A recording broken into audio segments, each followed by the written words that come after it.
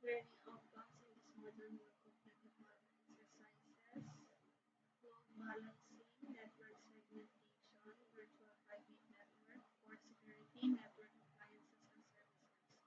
After completing this module, you should be able to perform media access control filtering, implement access control risk. After completing this module, you should have further knowledge of active or active and active or passive scheduling, virtual IPN persistence, virtual local area network, intranet and extranet. Demilitarized zone, east-west traffic, zero trust, always on, split tunnel versus full tunnel, remote access versus site-to-site, IPsec, secure socket layer, or transport layer security, HTML5 layer 2 tunneling protocol, broadcast storm prevention or loop prevention, bridge protocol data unit guard, dynamic host configuration protocol snooping, jump servers and proxy servers, network-based in, intrusion detection system, or network-based intrusion prevention system, hardware security module, firewalls, route security, quality of service, implications of IPv5, IPv6, port spanning or port mirroring, monitoring services, file integrity monitors, DNS, network access control, out of band management. Exam objectives. The following exam objectives are covered in this lab. Given a scenario implementation, secure network designs, load balancing, network segmentation, virtual private network, DNS, network access control, out-of-band management, port security, network appliances, access control list, route security, quality of service, implication of IPv6, port spanning or port mirroring, monitoring services, file integrity monitors. Lab duration, it will take approximately 1 hour to complete this lab. Lab assessment, test your knowledge on the topic covered in this lab. By completing the lab assessment, screenshot assessment item can be found at the end of each exercise, and review questions are located on the review page.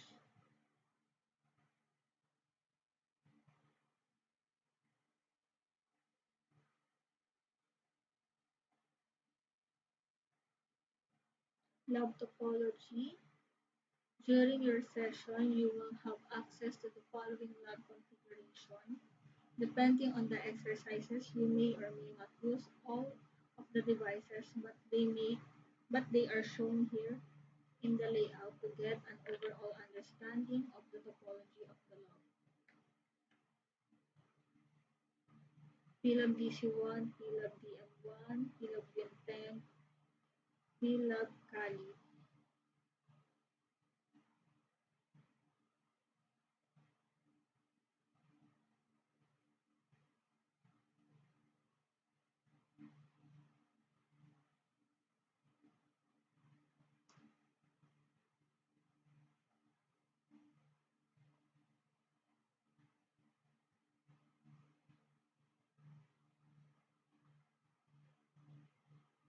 Exercise 1,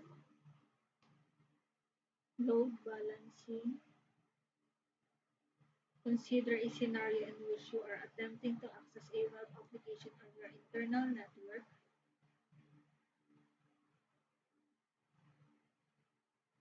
The response time is slow based on your request. Then, when the administrator investigates the issue, he finds that the server does not have optimal resources. For the administrator, it is not possible to add more resources to the server. There are two options: either you migrate the application to another server or add an additional server to share the workload. The latter solution is recommended. You can configure load balancing between both the servers so that when the request comes in, the load balancer decides which server the request can be sent to. When a load balancer is used, the users no longer directly connect with the server. They connect with the load balancer between the user and the servers. When request and receive, it sends the request to the appropriate server based on the load being shared between the servers. With the load balancer, no server gets overwhelmed with requests. There is an equal distribution of requests between server by the load balancer. Load balancers can either be hardware or software-based. Hardware-based load balancers are dedicated devices that serve only the purpose of load balancing between servers. Software-based load balancers are applications that run on a operating system. With this exercise, you will learn about load balancing and load balancers. Learning outcomes. After completing this exercise, you should have further knowledge of active, active or passive scheduling virtual IP persistence. Your devices. This exercise contains support materials for security. Active or active A load balancer can be configured in different ways. In a active or active configuration, there are two or more load balancers that work together. All the load balancers are configured to serve the requests that are received. When a user sends a request to a web server with an active or active load balancer in front, one of the load balancers receives the request for the web server and responds to the user. If the user visits the same web page, the load balancer which served the previous request does not go back to the web server but retrieves the same web page from the cache using this method. There is less impact on network bandwidth. However, if the same load balancer handling the request goes down, the user's request for the same web page is no longer available and the user may receive an error. The load balancer may go down due to the hardware or software failure. For example, if there is a service failure, the load balancer may not be able to handle requests for the web server. In this case, the user are likely to get errors rather than responses to their requests. Active or passive configuration. One load balancer handles all the requests and the second one is the standby node. The primary load balancer handles the requests and distributes them to the server running in the back end. The entire load is handled on the load balancer. The passive load balancer is in monitoring mode. It monitors the primary load balancer. If there is an issue with the primary load balancer's performance or a failure, then the passive load balancer immediately takes over without any downtime. One of the key advantages of the active or passive load balancer configuration is that there is no downtime as the passive load balancer continuously monitors all the active load balancer. Scheduling. Load balancer use different types of scheduling methods which are affinity. This method distributes the load to servers depending on their capacity to handle requests. This process of distributing the load is known as affinity scheduling, which can also be based on the number of connections and load balancer has. For example, the load balancer with a minimum number of connections may get the next request. Round robin, the requests are cyclically distributed to the server. For example, let's assume that there are three web servers configured with the load balancer. When the first request comes, the load balancer sends it to the first server. Then the second request is sent to the second server. In the same manner, the third request is sent to the third server. When the fourth request is received, it will be sent to the first server. Virtual IP. When the servers are configured with the load balancer, you do not need to connect to it individually. There would be one virtual IP assigned to the load balancer and one name. and the user can use either one. The virtual IP is the IP address assigned to the load balancer configuration that the users will connect to. It is like a normal IP address except that it is assigned to the load balancer configuration, unlike being assigned to a physical network adapter. For example, you have two web servers that are connected to the load balancer. The following IP addresses are assigned: web server 1, 192.168.0.5, web server 2, 192.168.0.6. The virtual IP that is assigned to the load balancer configuration can be 192.168.0.100. The user no longer connected to 192.168.0.5 or 192.168.0.6. They connect to the virtual IP which is 192.168.0.100. The load balancer can then automatically route to the two requests to the appropriate web server. The load balancer then directs the request to the appropriate available server. Persistence is a load balancer can also provide session persistence. When a client sends a request, the load balancer can assign an attribute to the user, which could be a cookie or track the user's IP address. The load balancer creates a session stickiness or session persistence between the user and the server.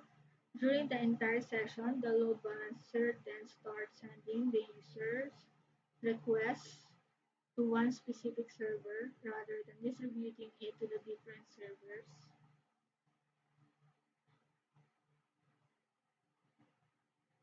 Exercise 2, network segmentation. Networks tend to grow large and become difficult to manage. There are several reasons that the networks should be broken into pieces known as segments. Once the network is broken into segments, not only will it increase the manageability but will also increase the performance by reducing broadcasting traffic on the smaller network sections. In this exercise, you will learn about various terminologies related to network segmentation. Learning outcomes. After completing this exercise, you should have further knowledge of virtual local area network, intranet, extranet. The demilitarized zone is where traffic zero trust your devices. This exercise contains supporting materials for security. Virtual local area network. Virtual LANs can divide a network into multiple broadcasting domains without the use of routers. When you divide a larger network into smaller sections or broadcasting domains, it increases the manageability. It is also possible to apply restriction on these smaller sections. For example, you can block the traffic from one VLAN to another if the network is compromised. The attack can be isolated using these segments. Another great advantage of VLAN is that you can reduce direct communication between the systems. When the systems are placed in different VLANs, communication is needed between these devices. The traffic has to pass through the gateway of the VLAN, which ensures that the network traffic is inspected. Intranet is the internal network of an organization. Intranet is available only to the employees of an organization in most cases. However, some organizations allow visiting vendors and contractors to connect to their intranet. The key purpose of the intranet is to share resources such as files and folders. You can also have an internal web application that serves a specific business goal. For example, you may have an internally developed enterprise resource planning application where the employees mark their attendance, create and manage projects, and also have their profile, which is the link to the HR database. Intranet, extranet is the network topology. An organization makes resources available through the internet, such as web server, without giving access to the organization's internal network. The other organization can be a vendor or partner to the organization. It could also be a client which would need access to specific resources, for example, placing orders through purchasing application. Demilitarized zone.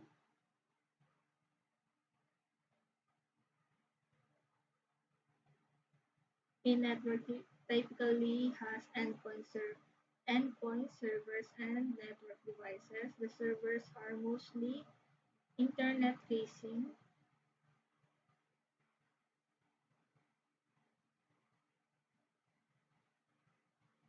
and provide access to external users such as client and vendor. When you need to secure the endpoint, if any server gets compromised, you need to segregate the endpoint and the servers. A DMS is a logical separate network for the internal network. It contains servers that need to be accessible externally through the internet, for example, web or messaging servers that need to be externally accessible. The other servers of the network can be placed on the internal network and do not need to be accessible externally, for example, a data server.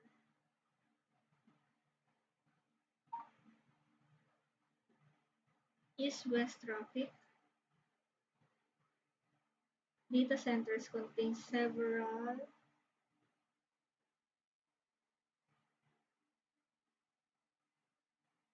different types of service that need to communicate with each other. For example, physical and virtual servers, containers, and microservice architecture. The communication and the traffic flowing from one container to another or from one virtual machine to another is known as east-west traffic.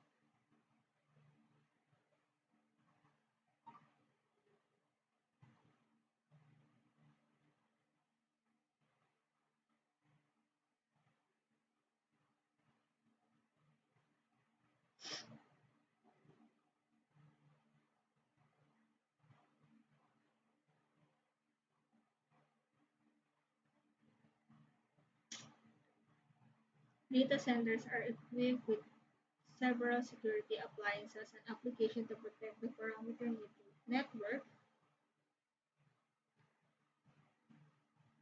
For example, the data center may consist of firewalls and and next generation firewalls can be used to protect the network parameter for the attack line, like denial of service or distributed denial of service attack.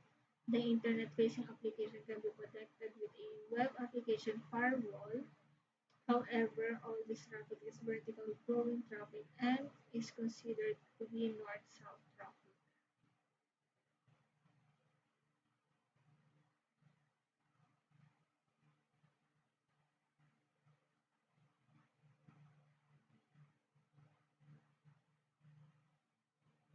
However, with the use of containers, microservice,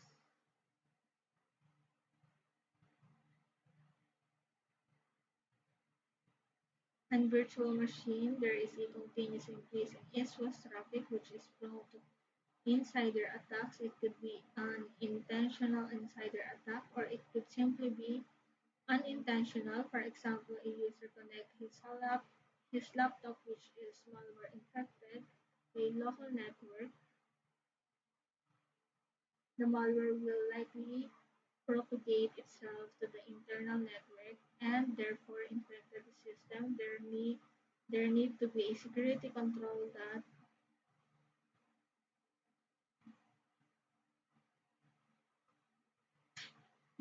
that not only protect the internal systems traffic but also monitor it. You can have anti-malware and data loss prevention or even an intrusion prevention system in place to monitor the system and its risk.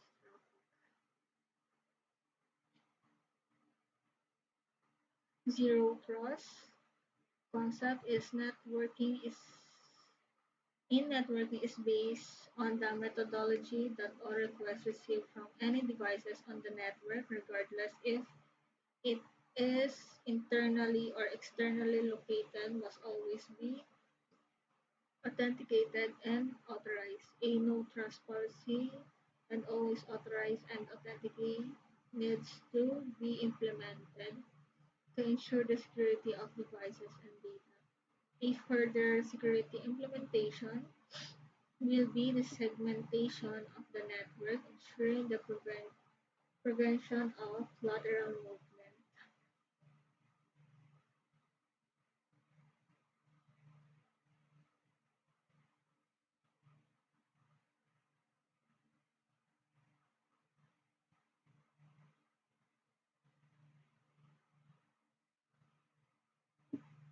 Exercise 3 Virtual Private Network. A VPN allows a user to connect a specific network, such as your organization's network, using an unsecured external network on the internet. A VPN server allows roaming users to connect to the organization's internal network. When a user uses an unsecured network to connect to a organization's network, an encrypted channel is created, securing the data during transmission.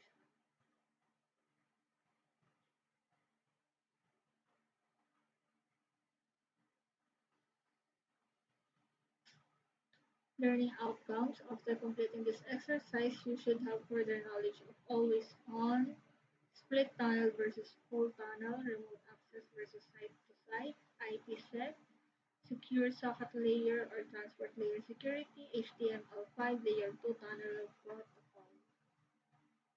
Your device, this exercise contains supporting materials for security, always on, AVPN all allows the user to always stay connected instead of connecting and disconnecting it from. Once the user connects to the VPN, it is connected persistently. The connection is established automatically as the user connects the system to the internet. For example, Windows 10 has an always-on VPN which connects the user to VPN server without user intervention. The only time user intervention is required is when multi-factor authentication is enabled for VPN access.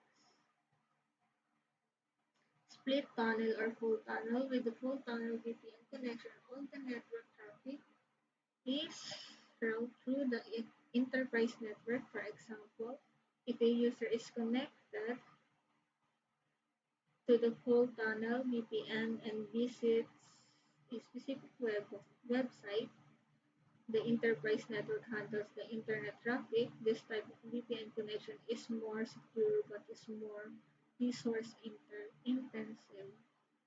In a split tunnel VPN connection, the external network traffic is not routed through the enterprise network but is handled externally, which removes the load of the network traffic from the enterprise network. Remote access versus site to site. A remote access VPN connection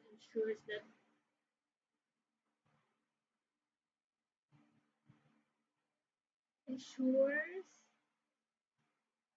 that user working remotely can access internal network resources when connected to the VPN. A site-to-site VPN connection is created when a company has different branches and these branches needs to access resources from each other.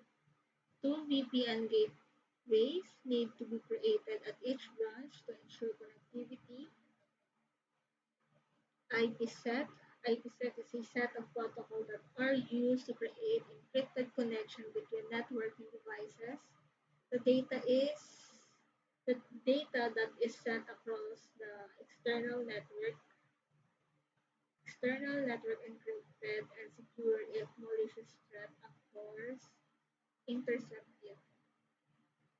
Secure socket layer or transport layer security. SSL is a protocol that is now replaced by the TLC Secrecy Protocol (SSS) was mainly used to secure the information between two endpoints. For example, SSL was primarily used between a web server and a client that was trying to access a web page.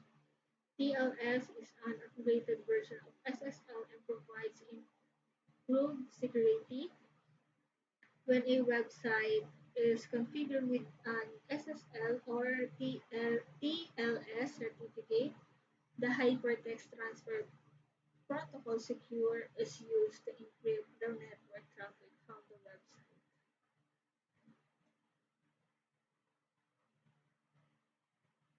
HTML5 a VPN connection can be of two types.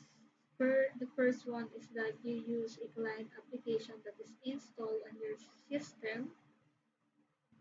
Second type is the clientless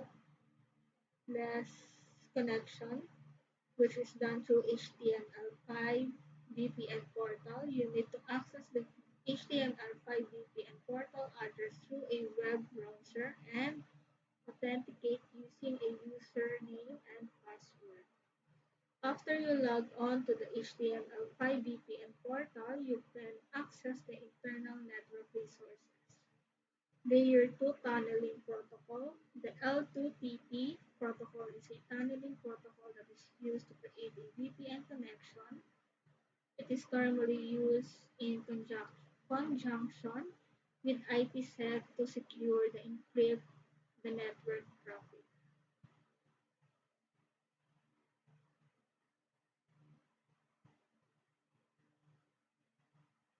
Exercise for port security switches have ports that are used for connecting the system and network devices. It is essential to protect the port from being exploited. Most layer 2 switches and higher version have port security features. In this exercise, you will learn about port security methods, learning outcome. After completing this exercise, you should have further knowledge of broadcasting storm prevention or loop prevention, bridge protocol data unit guard, dynamic host configuration protocol snooping. After completing this exercise, you should be able to perform media access control filtering. Your devices, you will be using the following devices in this lab. Please power this on now. PLAB DC1, PLAB Win10,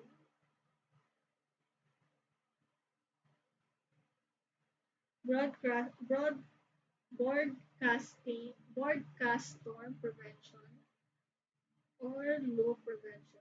Low prevention is a method to prevent a broadcast storm on the network. A broadcast storm occurs when a switch sends packet to another switch, which in turn sends the packet to a third switch looking for the target system. The third system floods the packet back to the first and second switches, which again flood them back to each other. This causes a broadcast storm which eventually floods the network with unnecessary traffic. To prevent a broadcast storm, the loop prevention methods needs to be implemented. The loop prevention method uses the spanning tree algorithm. A switch can have multiple routes to send or receive communication to a host on the network. STA is used to determine the best route for the network traffic. The quickest route is used to communication. However, if the primary route is not available, other routes can be utilized for sending communication to the target host. Bridge Protocol Data Unit Guard. Bridge Protocol Data Unit is a data message that is utilized by the switches on the network. A BPDU message contains various information, which includes information such as ports, their priorities, and addresses. The uses of BPDU message is to detect loop in the network. The BPDU messages are used to configure and manage the spanning tree protocol topology, enabling the B- BDPU guard feature. Ensures that the device will not receive BDPU messages from its connected devices, thus protecting the STP configuration. Dynamic host configuration protocol snooping. The DHCP snooping feature is available in several switches. The core intent of enabling the DHCP snooping feature is to prevent raw DHCP server from being implemented on the network. When you configure the DHCP snooping feature, the switch create and maintain the DHCP snooping table, which track and transmit messages on the network. The table also maintains the IP addresses that are leased from the DHCP server and assigned to the various ports on the switch. The switch also tracks the untrusted ports, and in there are messages received on a untrusted ports. Then the messages are dropped based on the source MAC addresses if it does not match the entries in the table. Task 1, Media Access Control Filtering. Enable each network device has a MAC address, a global, a unique hardware number embedded within the device.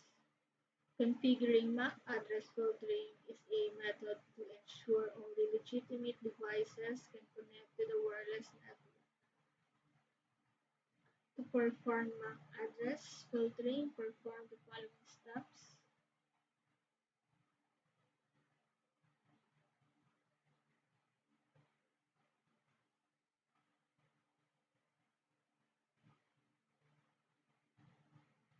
The intranet page is displayed. Type the following URL.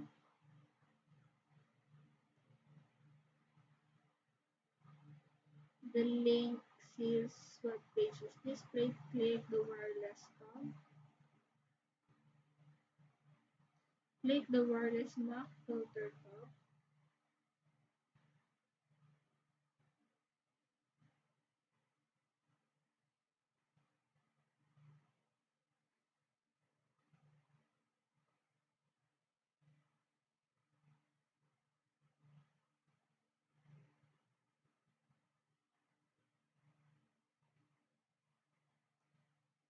The Windows MAC filter tab is displayed. Click enable and then ensure prevent PCs listed below from accessing the wireless network is selected. Either you can add the MAC addresses manually or use wireless client list and add client. Click wireless client list. The wireless client list window is displayed. Select the only client and then select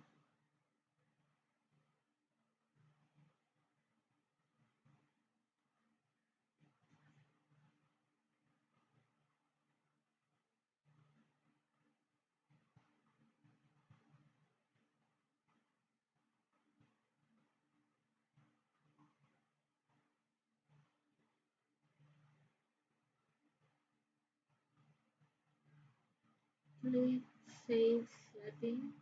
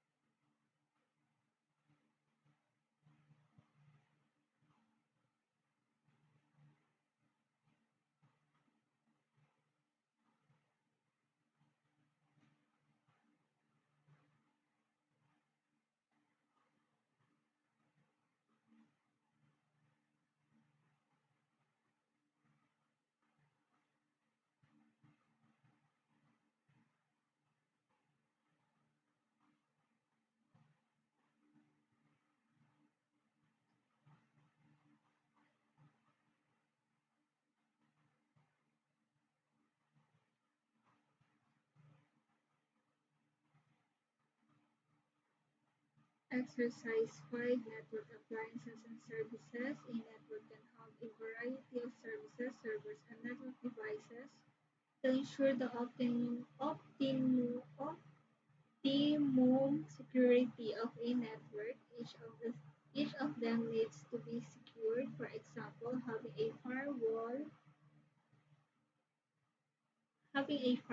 does not automatically ensure that your network is safe.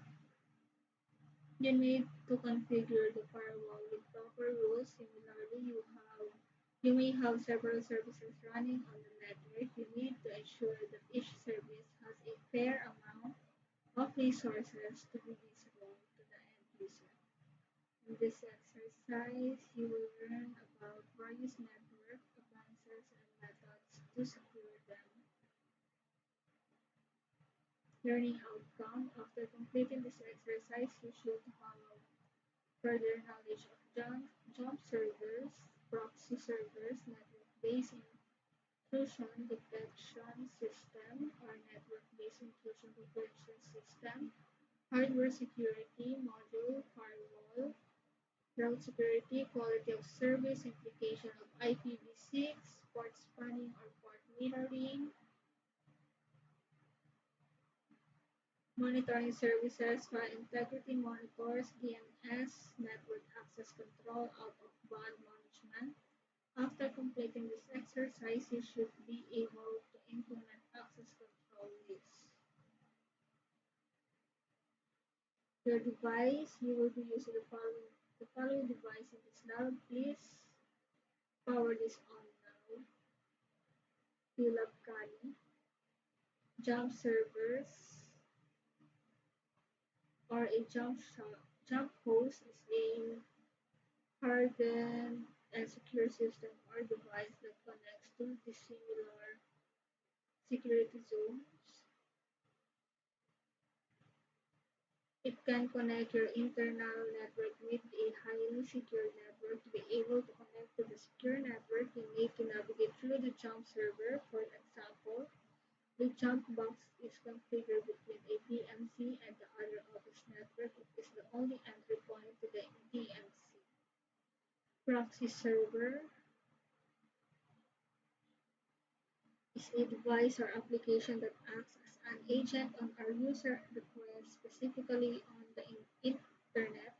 When a user attempts to access a website, a proxy server would simply go and fetch the URL and return it to the server, to the user. In this way, the user does not have to be directly connected to the internet. There are different roles a proxy server can play. Some of the key roles are application proxy. An application proxy is also known as an application layer firewall. It inspects the packet components such as header and data portion of the proxy. Transparent proxy does not require any additional software to be installed at the client end. You need to configure the default gateway IP address to point to the proxy server. Circuit level proxy operates at layer 5, which is session layer of the OSI model. SOX firewalls is a type of circuit level proxy.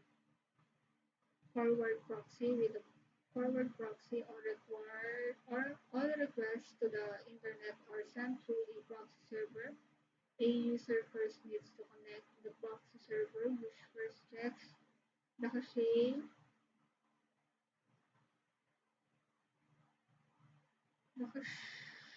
for the same web page that the user is trying to access. If the web page is are of the latest version, they are returned to the user. However, if the web page are either outdated or not in the cache, the proxy server fetch the user web page. Reverse proxy works in just the opposite manner of forwarding proxy. It receives a request from the internet or any external network and forwards it to the relevant internal server or a system. To the external world, the proxy is the visible server but not the internal system.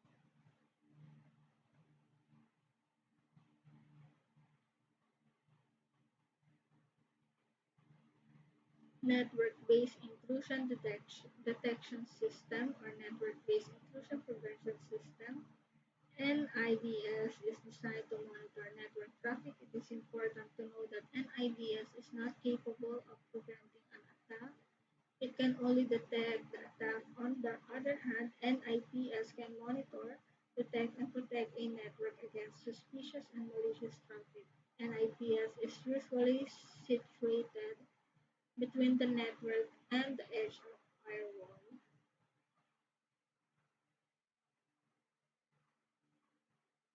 These are types of the NIDS or NIPS, signature base, or IDS or IPS directly work with the signatures which must be updated regularly.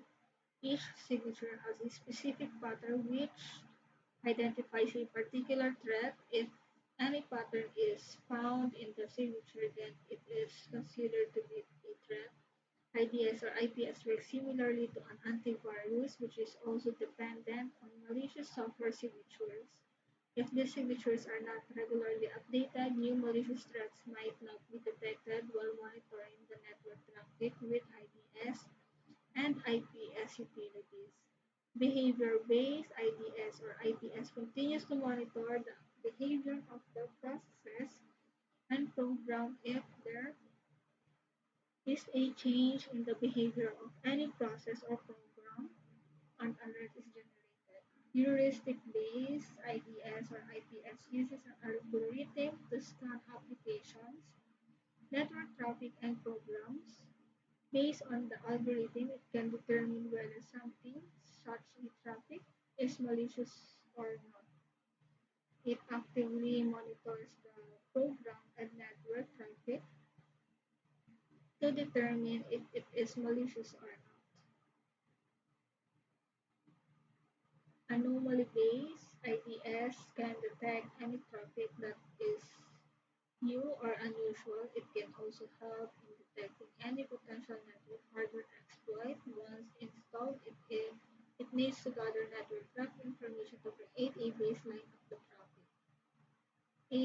Once the baseline is developed, any deviation, base, deviation from it will raise an alarm. It is important to note that network traffic patterns may vary from time to time. For example, the additional of new web application server is baseline are not updated after any new additions. A high number of false positives may be generated. Inline versus positive, an IDS can be of two types, inline or positive.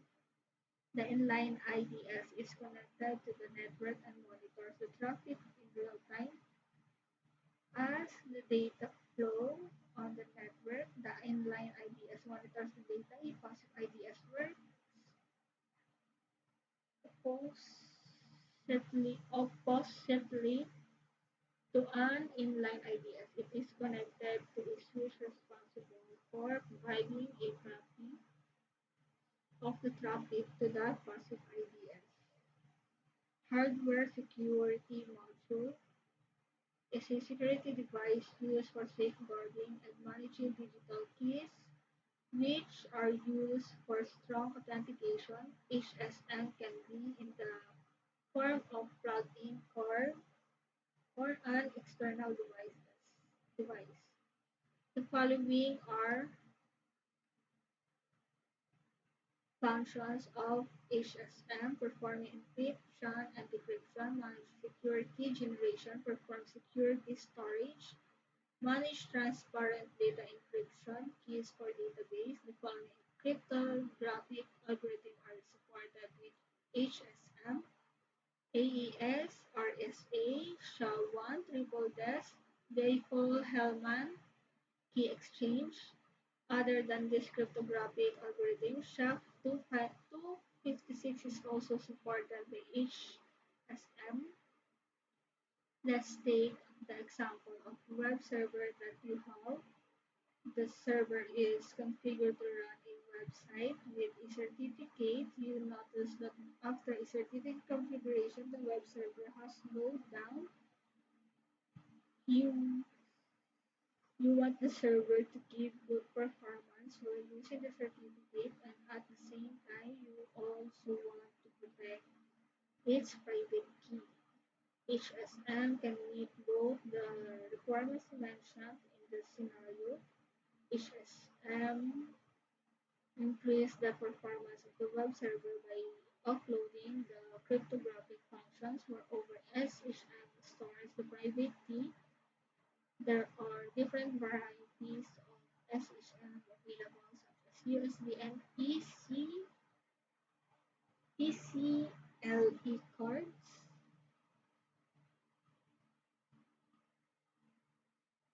HSM function HSM can perform various functions such as encryption, key management, key exchange, encryption, and decryption, cryptographic functions, uploading from servers.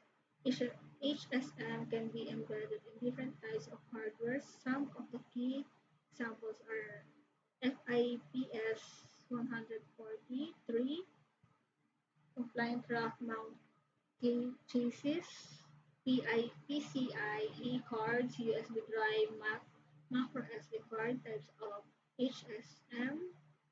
There are typically three types of HSM hardware are available in the form of a device such as PCIe cards or macro SD card, the virtual key manager, which can be downloaded from a software vendor's website. They can be FIPS 142 compliant but not validate as there is no physical hardware involved. Hosted are available in the cloud environment. They perform the same function to generate and protect keys. It provides the same level of security in the cloud environment as a hardware HSM in the local environment. Sensor. There are a variety of tasks that can be performed with the network traffic. Various components help you achieve this task. For example, a sensor helps you to monitor the traffic. However, its location for placement is critical for monitoring the traffic. For example, a sensor can be placed in a manner that would be able to monitor only one system's traffic. Sensors are typically used with the NIDS and NIPS. Collectors are responsible for collecting data from the sensors. The collectors would typically be used with the security information and event management system. The collectors are responsible for collecting and bringing in the information to the SIEM. Aggregators are responsible for putting the data into a common repository. They are typically used with SIEM, where the information from various network devices or servers is collated. They aggregate the event to find the correlation between them. Firewalls, in the simplest term, a firewall, either software-based or hardware-based, is responsible for monitoring and controlling an ingress and egress traffic from a network. In most cases, the firewall are installed on the edge of the network and also configured as a gateway for ingress and egress traffic. There are several different types of firewalls. Key one Some of the key ones are web application firewall. Several organizations protect web application with a web application firewall. Hardening is a process of reducing the attack surface for the attackers on a system or application. In the application hardening, you can perform various activities like patching the application, removing unused features, and closing unnecessary ports. You can also deploy certain security controls such as web application firewalls or transport layer security. If you use a web application, WAF is designed to prevent an application from cross-site scripting and SQL injection attack. WAF works at OSI layer 7, protecting HTTP and HTTPS traffic. It can perform the following tasks: work with HTTP and HTTPS, block attacks, and perform the packet inspection. Provide security at layer 7 of the OSI model, protects the application against the XSS, SQL injection, and various application attacks. Next generation firewall is an advanced version of a traditional firewall, mainly designed to perform port and protocol inspection. NGFW was more capabilities such as deep packet inspection, SSL or SSH inspection, geolocation, sandboxing, web application firewall. There are several products out in the market have most these features. Some NGFW may also have a reverse proxy, URL filtering, and IDS or IPS built in. An example of NGFW is Untangled. Stateful firewall it has the capability of inspecting the packet whether they are fragmented or not. It can also block unauthorized traffic from entering the network. It also allows access only the specific port with the respective protocol. A stateful firewall uses the active sessions to perform packet inspection. Stateless firewall are ACL based,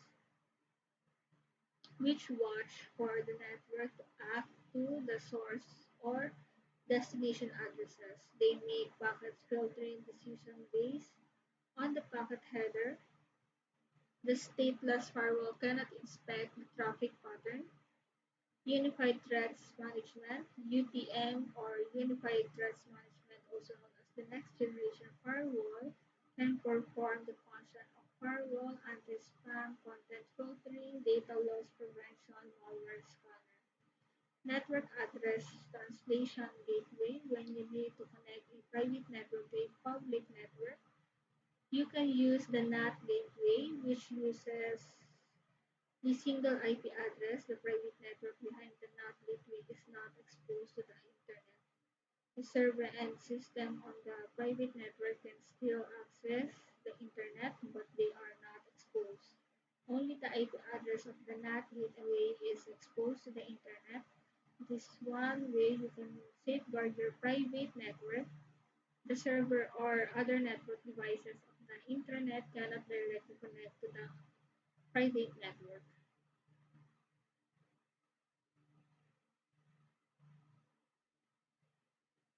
Content or URL filter is used to prevent user access to certain applications such as executables, in addition to firewalls and antivirus.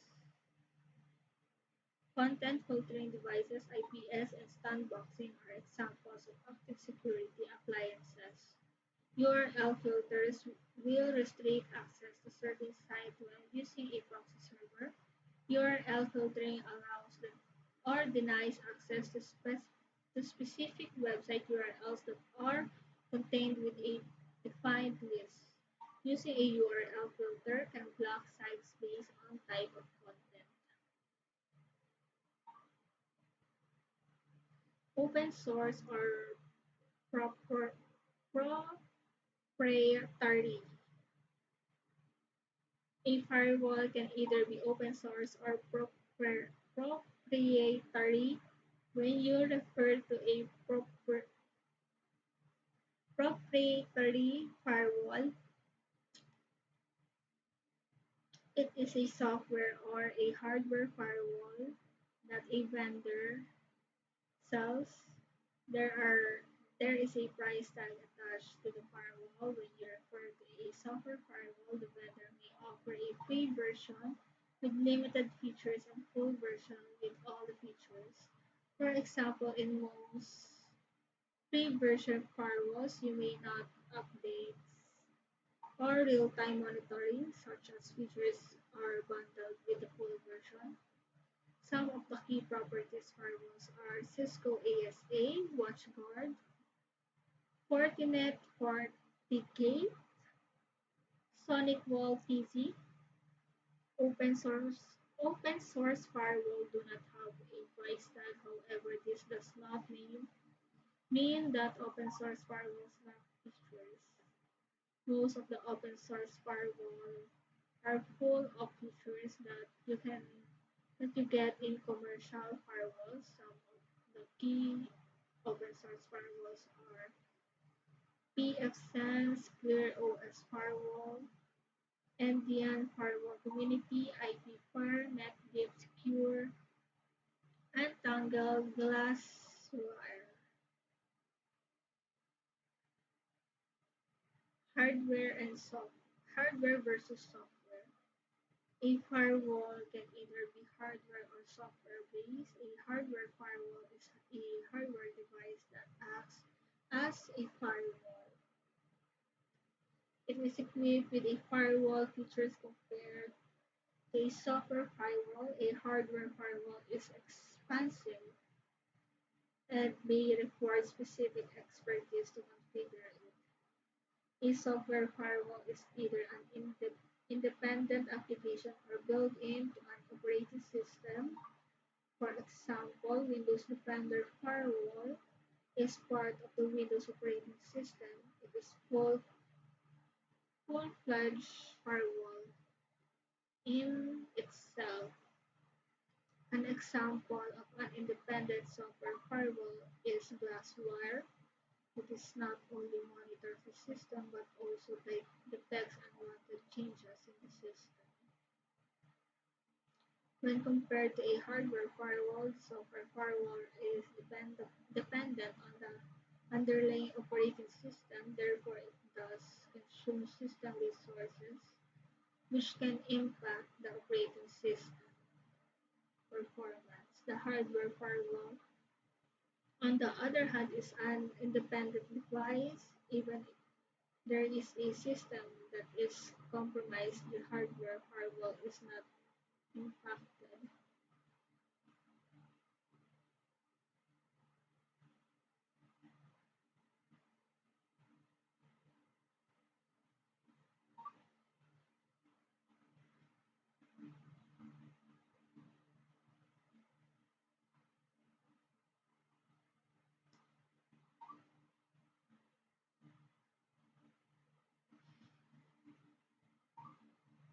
Appliances versus host-based versus virtual.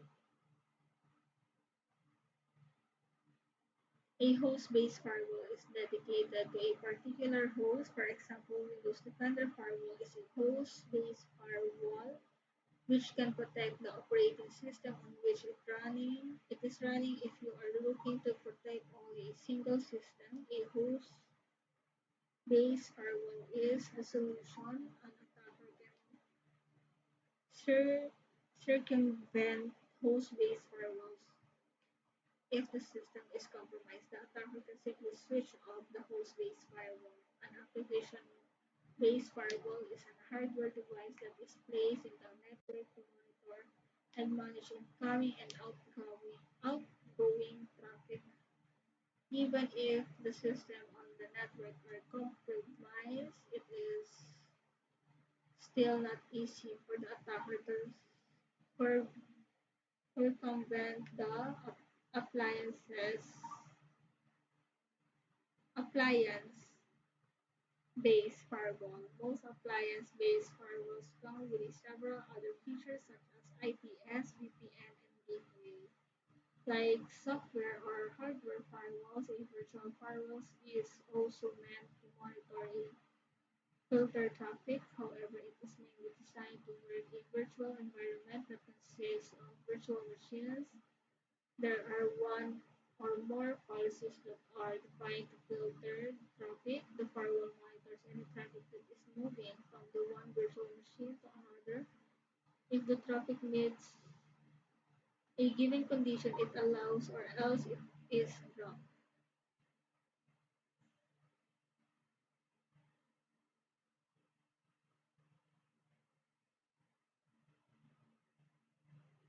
Route security, when information travels over a network or through the internet, there is a set of routes that are used. Routes determine how the information can reach its target.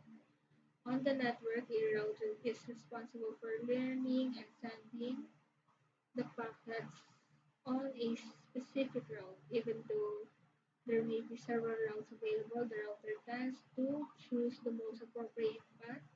If the router itself is compromised, the attacker can feed false routes to send the information on the different path altogether. For a router to send information, it needs peer, it develops peering relationship or neighboring adjacency to send the information. There can be possibility that the attacker may break the neighboring adjacency, which can be done by multiple methods such as exhausting the router resources or by forming saturated queries.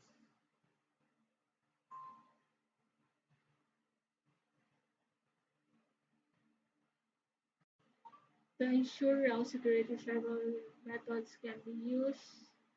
Some of key methods are perform neighbor authentication, which is failure feature available is most routing protocols. When the neighbor authentication is enabled, the router receives information only from trusted neighbors. Any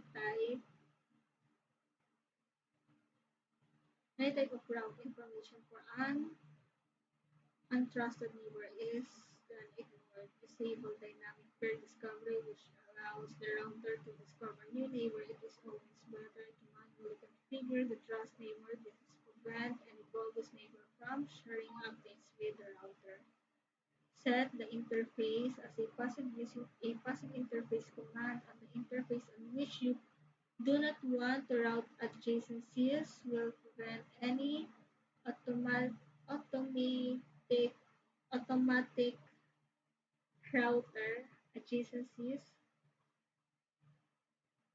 on this interfaces. Use infrastructure protection access control list to permit only legitimate traffic from authorized devices on the network.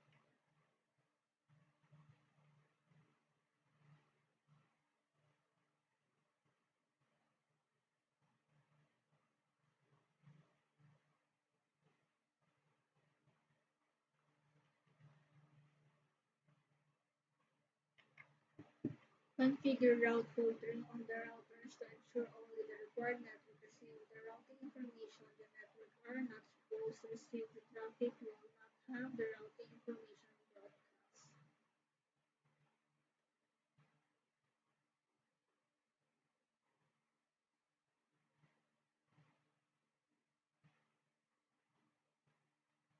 Quality of service is a set of priorities that are defined to network traffic. A specific type of traffic, such as video traffic, can be prioritized over the other types. OS QoS becomes important for traffic that uses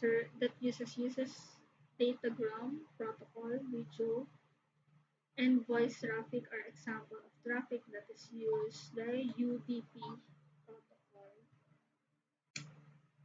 Consider an example of voice call over the network. If there is no QoS, then the voice traffic is not given any priority. Due to this, the voice quality due to network congestion may become unclear. The user on the receiving end may not be able to hear or understand what is being said. QoS is to be used with UDP-based traffic because the UDP protocol cannot retransmit the lost packets. If there is network congestion, the packet may get dropped or lost during the communication. When QoS is in place, voice and video traffic are given high priority over data traffic, which uses the TCP protocol. Unlike UDP, the TCP protocol can transmit the lost packet and reassemble the packet in the correct order to reassemble the data files.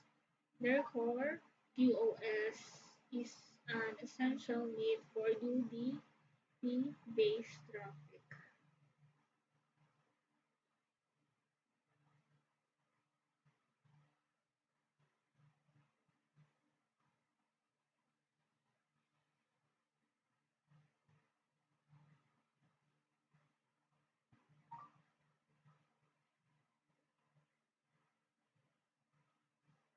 Implication of IPv6.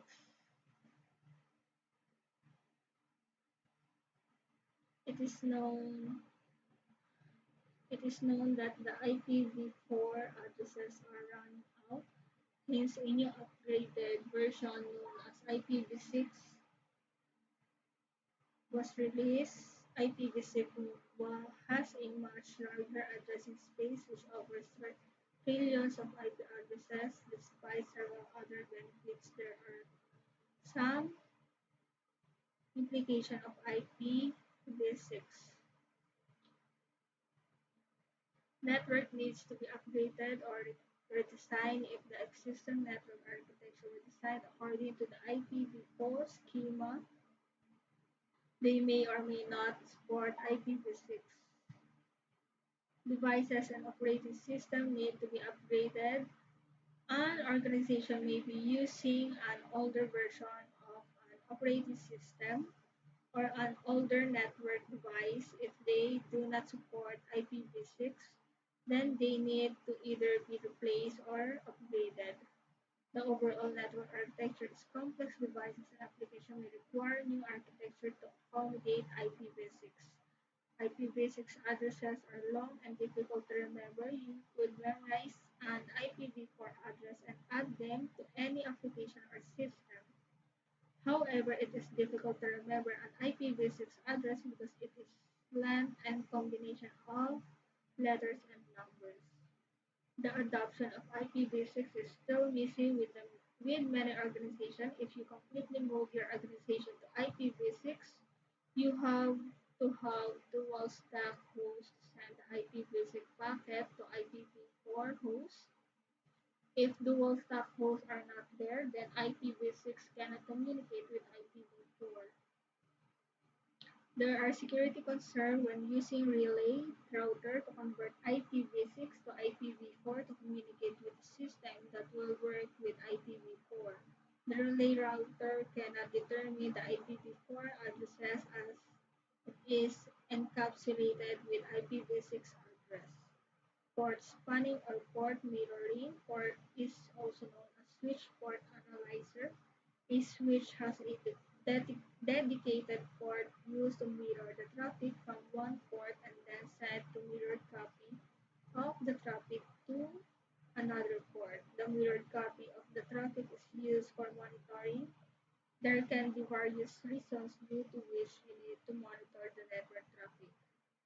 Analyzing the traffic pattern over the network, detecting its intrusions on the network, adhering compliance, correlating events. Port mirroring can be configured on the layer 2 and layer 3 switches.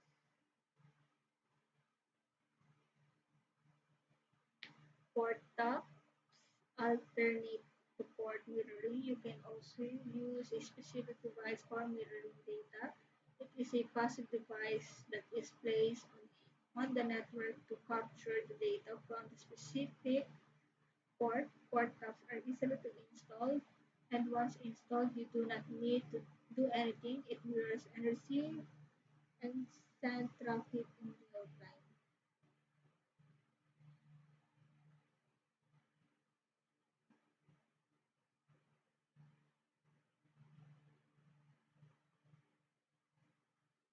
Monitoring services, network devices need to be monitored continuously along with the devices.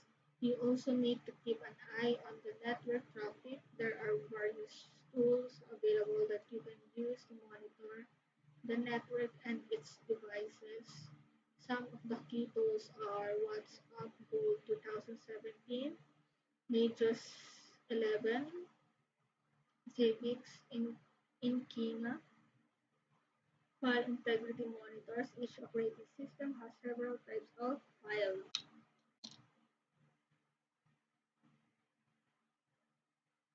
It can have DLL, executable logs, text, and other system files that are required for the operating system to function.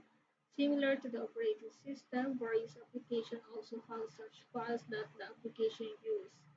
All these files are considered configured files, which must remain intact for the operating system and application to run.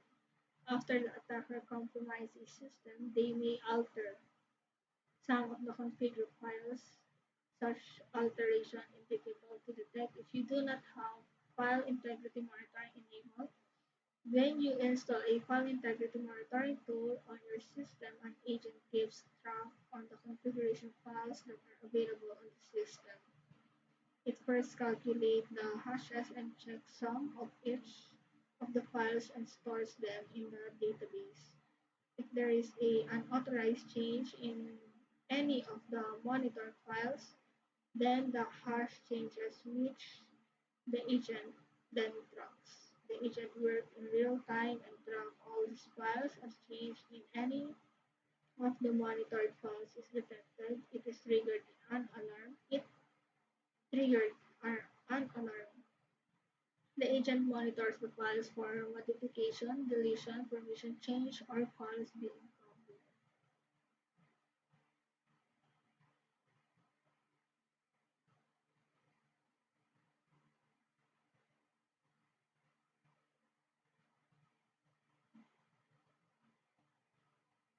Task 1. Implement access control lists. ACLs can be configured in four different ways, which are as follows: per user basis, per group basis, using an effective risk mask for users other than the ones in the group for a file. In this task, you will learn to implement the access control list. To do this, perform the following steps.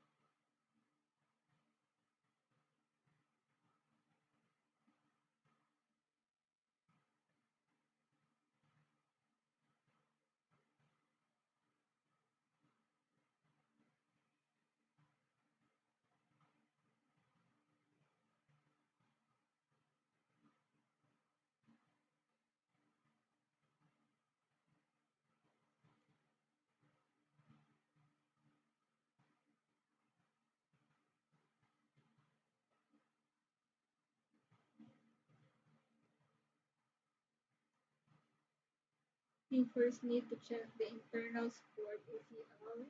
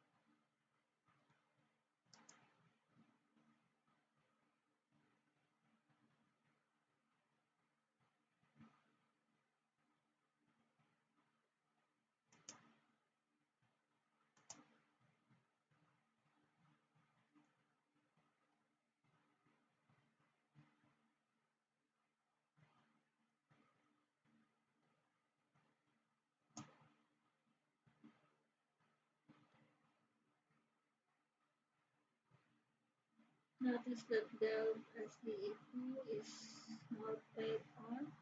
You will create files in this directory and then assign ACL.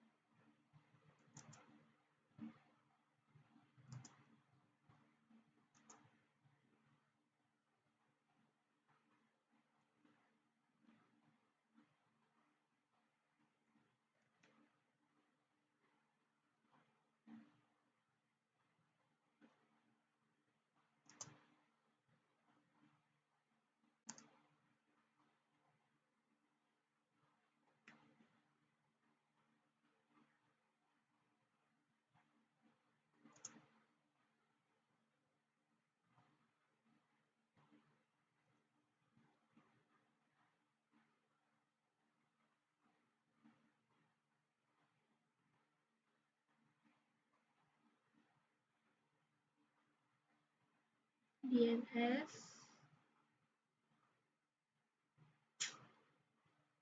You can secure the DNS server by adding a set of extension known as DNS set, ensuring that DNS information is not altered during transmission. Network access control consider that you manage a large enterprise network. Almost 50% of the users are mobile, either on the client side or networking from home. Recently, one user connected the other and infected the system. You want to able to prevent this from occurring. You also want to ensure that the host health check is performed for the latest antivirus and security patches. The system should be updated if they have missing updates and should be allowed access to the network only if they are found to be updated. To implement these requirements, you need to use NAC, which can evaluate each remote device when they attempt to connect to the network, and it can perform a host health check, and if any deviation is found, it will prevent the host from connecting to the network. NAC can be deployed in different forms. It can be an agent-based NAC. You need to configure the NAC agent on the user system based on the NAC's policy if the system is compliant. Then the system should be allowed access to the network. In the Windows environment, you can also use an agent plus NAC. To be able to do this, you need to use Windows group policies when a system connection to the domain. Group policies